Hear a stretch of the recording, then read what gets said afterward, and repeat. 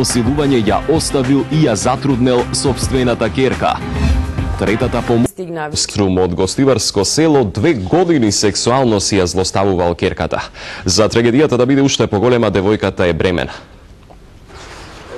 Цели 2 години траел ужасот на 19 годишна девојка од Гостиварско.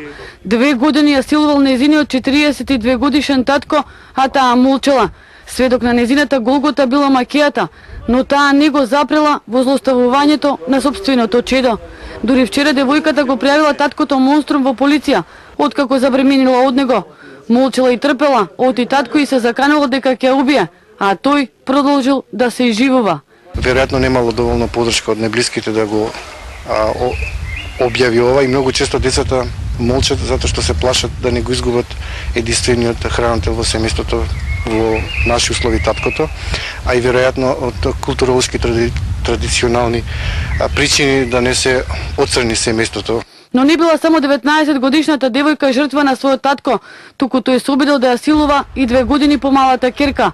Од меѓаш алармираат осомничениот да остане во притвор, оти стравот од него е поголем кај неговите деца од желбата да се спасат. Таткото ова дело го правил неколку години, тој е осомничен.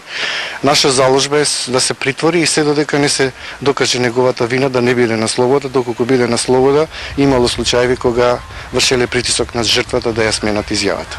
Казните за педофилија и родосквернавање се зголемија во законот, но не и испречувањето на сексуалното насилство врз децата.